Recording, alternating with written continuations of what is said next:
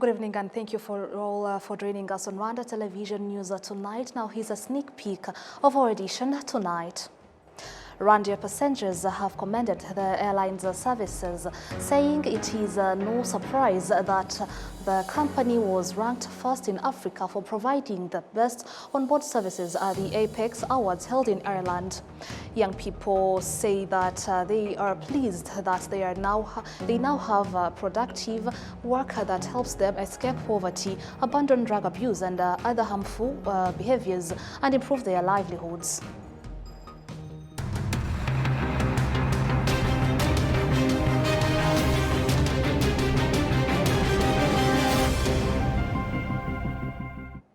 We're glad to have your company tonight, coming your way all the way from Kigali, Rwanda. My name is Enora Gladys Abatoni. Let's kick off tonight.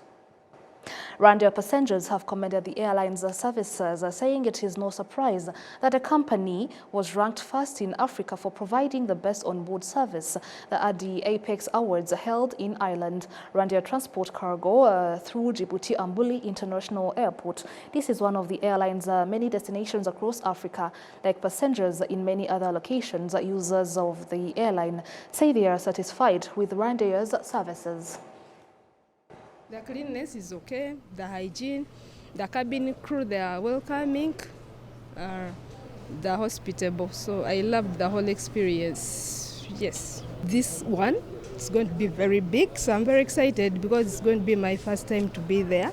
And I feel like I would enjoy because since Rwanda Air is almost part of us. You know me, I come from Uganda. They're like sisters and brothers. We are the same. So I'm excited. We thank Rwanda and the crew and everyone for the great service, and we have been traveling with Rwanda for many years, but this would be a very good experience to fly directly to Mombasa. We really appreciate for all that. I was in transit. I had my first flight from Entebbe to Kigali, and it was the best. The customer care is top-notch. The flight was nice. The experience has been very good. I hope to have more. Thank you, Rwanda Air. Athia Sad, Ideal Travel. Thank you. These views are consistent with the feedback that has repeatedly been expressed by passengers during their travels at different times. Technology keeps evolving and new products and services keep coming out.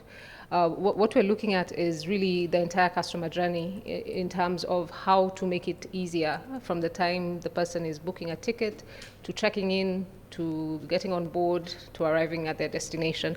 So we've automated the first part. You can buy your tickets online or on your phone or whatever works for you. You can check in online and have your boarding pass on your phone and board the plane. But there's a lot more that we're looking at, which comes with also investments as well. How can we enhance the call center experience so that by the time you're calling, we know everything about you and we can resolve your issues as quickly as possible. We'll see more and more of these initiatives coming forward. We've recently soft launched our Rwanda holidays as well, where you can book your ticket plus hotels plus car plus everything at the same time. So we'll have the full launch soon, but we're currently soft launching it. So we're constantly looking at different initiatives that can set us apart and also enhance our customers' experience as they interact with our brand. So look out for the different initiatives that are coming up. This is the first time that Rwanda has received the award, highlighting the improvements and efforts it has made in recent years to enhance customer service. The airline secured the distinction ahead of 5 other African carriers, including Ethiopian Airlines, South African Airways, Royal Air Maroc, and Egyptair. The achievement further elevates Rwanda's profile for excellency in service delivery across various sectors and is expected to contribute to the continued growth of the country's tourism industry. Now, moving on with more news ahead, farmers have welcomed the government of Rwanda's decision to increase the budget allocated to agriculture, noting that they often fail to achieve adequate yields because of delays in accessing fertilizers and seeds. They say that doubling investment in the agricultural sector will help them achieve better harvests. The Minister of Finance and Economic Planning, Yusuf Murangwa, while presenting the 2026-2027 budget bill to Parliament, indicated that firm measures have been put in place to address persistent challenges in agriculture, including ensuring that agricultural inputs reach farmers more quickly. Farmers have praised the increase in the agriculture budget, but are also calling for more wetlands to be developed for agricultural use in order to further boost production. Members of Parliament have noted that during their recent visits across the country, farmers continued to raise a range of concerns, including seeds that are not suitable to local soils, shortages of fertilizers, and limited agricultural knowledge.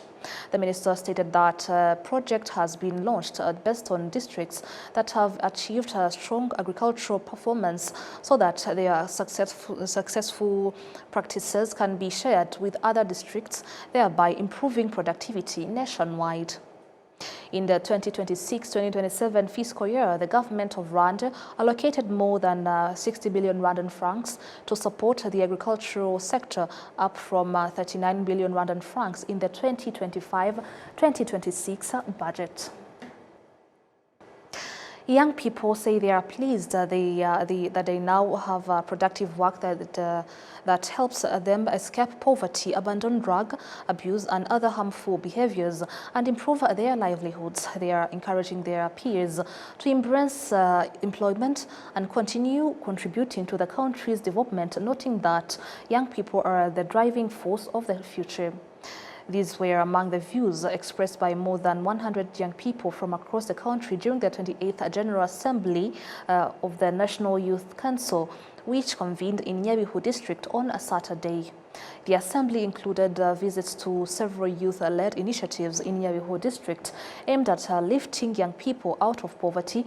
These included tea farming projects and various vocational activities, and some of the young people involved in these ventures told their peers that their work provides them with a sustainable source of income.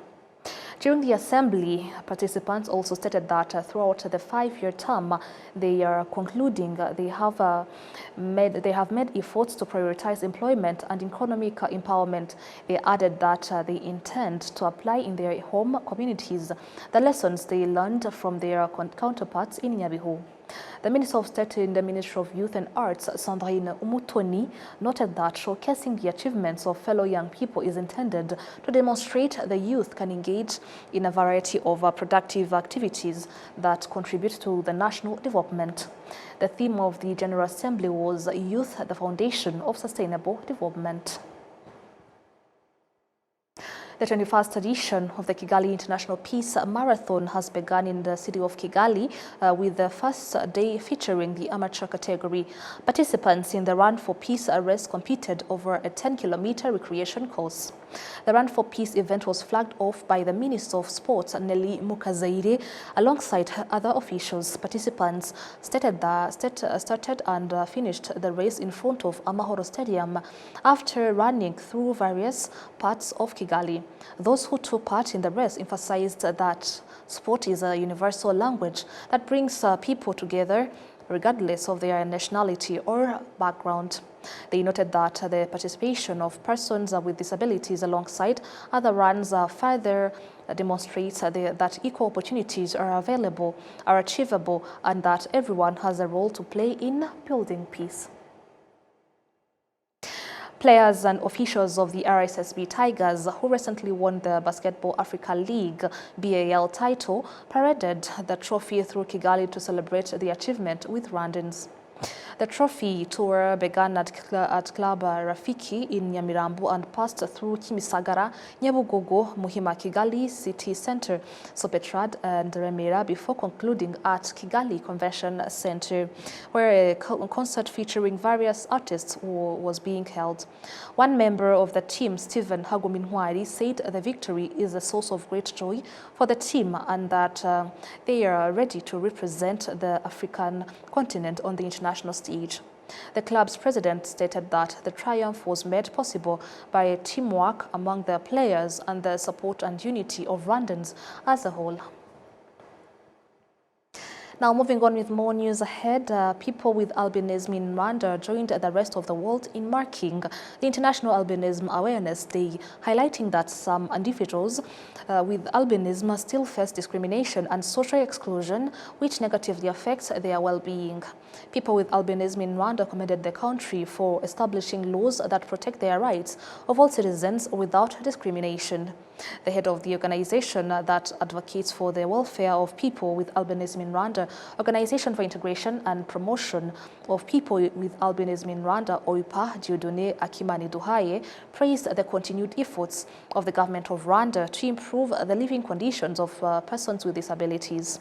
The acting executive secretary of the National Council of Persons with Disabilities, NCPD, stated that the institution will continue to its advocacy efforts to ensure that challenges affecting the well-being of people with albinism in Rwanda are addressed.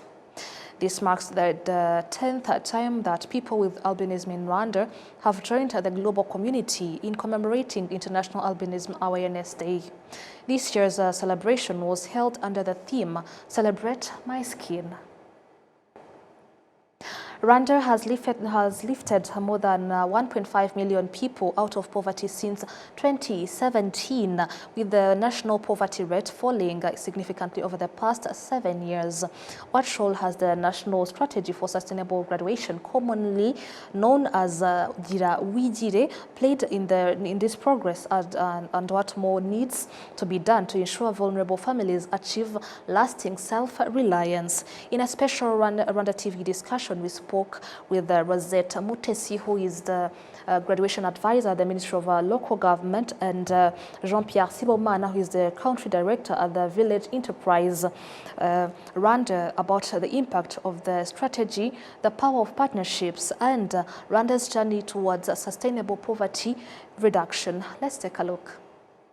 The things that really drove, all the factors that really drove poverty reduction, I would say that it is good policies that have been put in place by the government. Mm-hmm. Yeah, what do I mean by good policies? If you can recall, in 2017, at least 1.5 million of Rwandans have been lifted out of poverty, and it didn't just come like that. Yeah.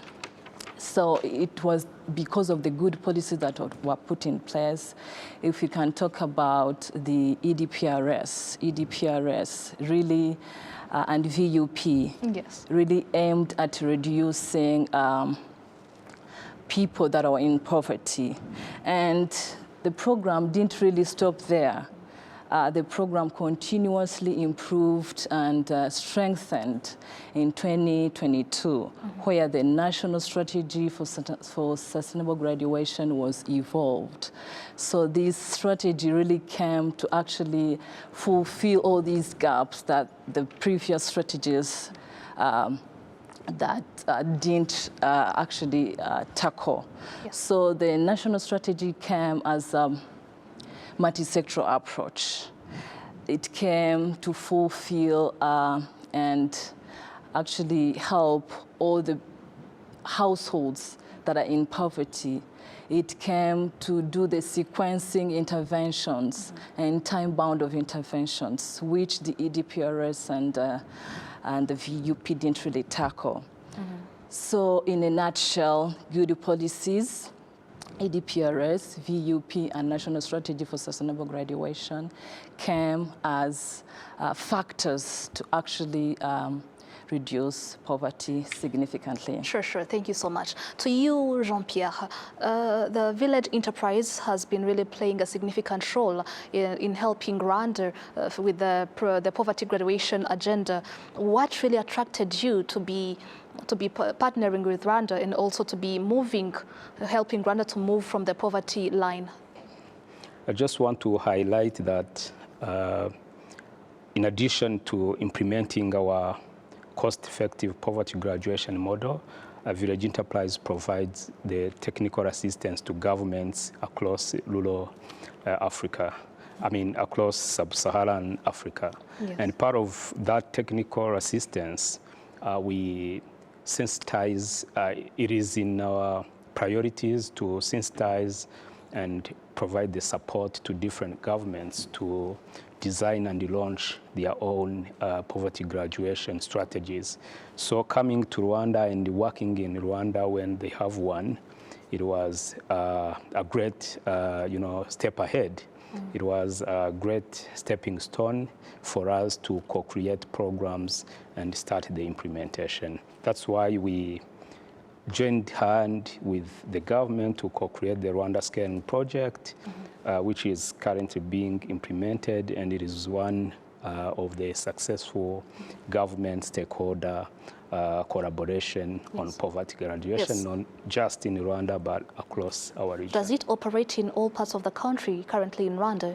So in terms of implementation, we are operating currently in the 4 districts, which are Rulindo, Burera, Nyagatare, and Gicumbi, and we provide the technical assistance to the implementation machinery, including supporting Minarok and Iroda, including staff embedded in those institutions, as well as staff embedded in district, plus different technical and financial support to develop the monitoring and evaluation systems. Sure, sure. Thank you so much. To you, Josette, it has been already 4 years that the Ministry of Local Government has established the National Strategy for Sustainable Graduation, which is Girawigire. For now, can you let us know what are the achievements so far? Thank you so much again. The achievements are many. And if I can start with having translated the strategy into actionable impact is an achievement itself. So having the partners actually working to fulfill what is written in the strategy is another plus of achievement. So we do have a coordination framework right from the central to local government. Yes. So we do have National Steering Committee at central level that oversee the smooth implementation of the national strategy. We also have other committees at local levels, district, sector, village, and district, sector, cell and village.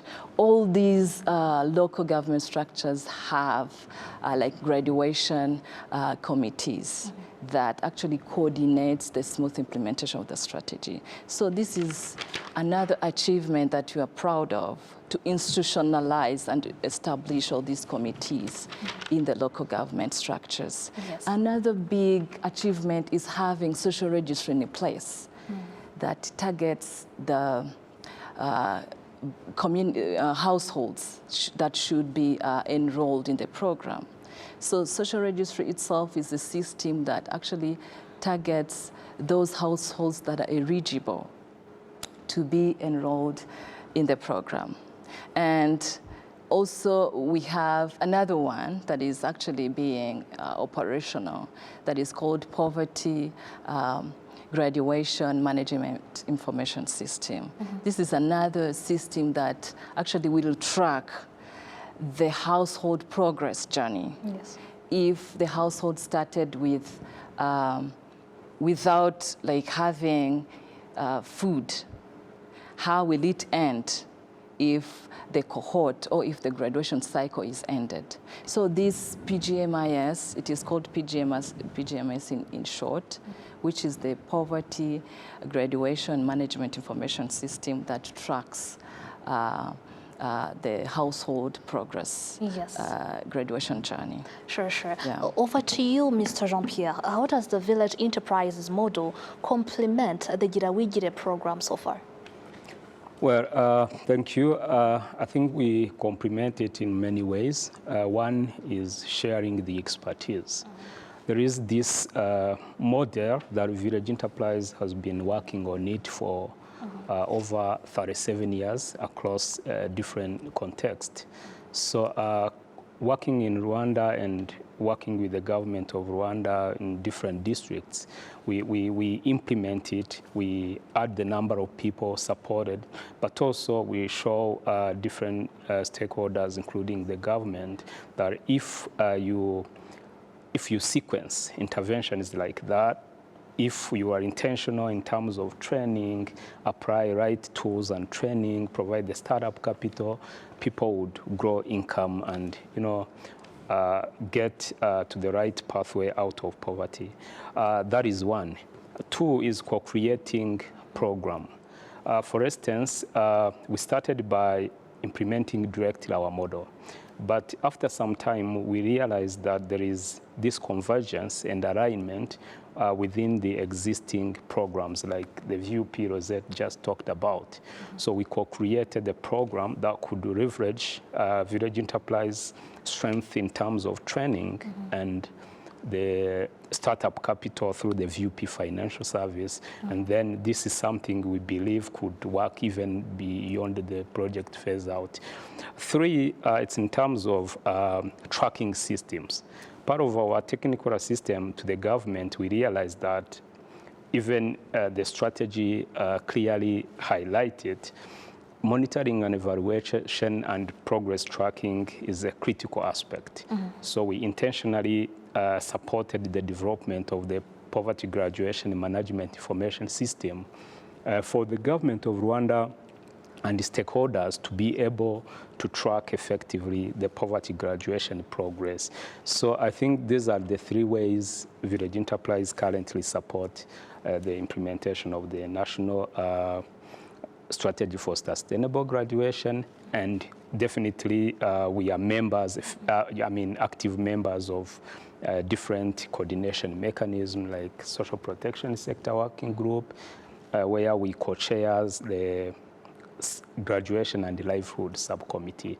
Those are the ways Village Enterprise contribute to the strategy. Yes. Ms. Rosette, help me help other people, our viewers right now, because I know that many people have been hearing about Girawigire program, about the VUP, but we don't know the difference, while there is a big difference between that. The one have been there for 4 years already, but another one is a bit longer than that. Can you just help us get the uniqueness of the Girawigire program more than the VUP? Sure. Basically, the National Strategy for Sustainable Graduation is a multi-sectoral approach strategy. If I say a multi-sectoral approach strategy, it needs everyone on board.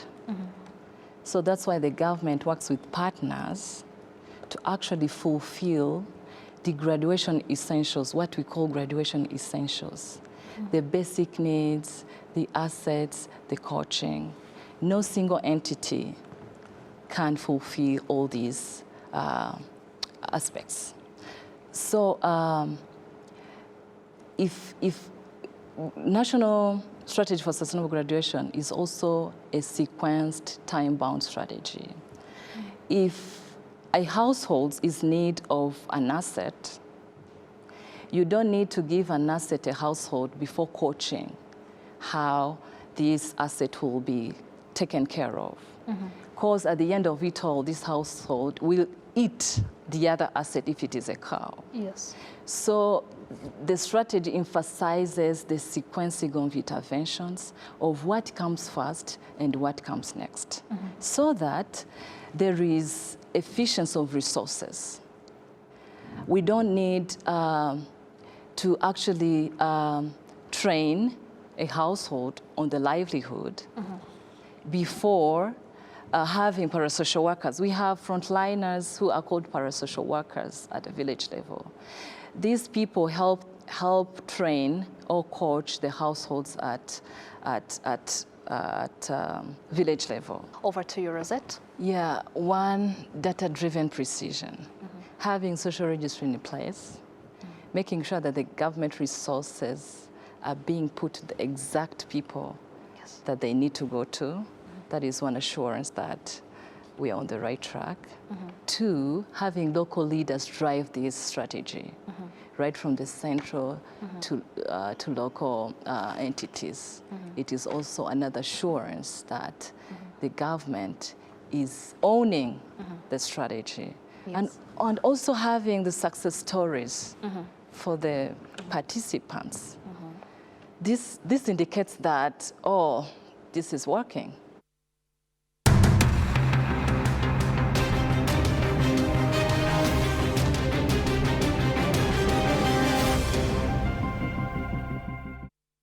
And now that wraps up today's English News Bulletin here on Rwanda Television. In the name of the whole entire team, thank you so much for watching. My name is Enora Gladys Abatoni. Have a good night and stay safe.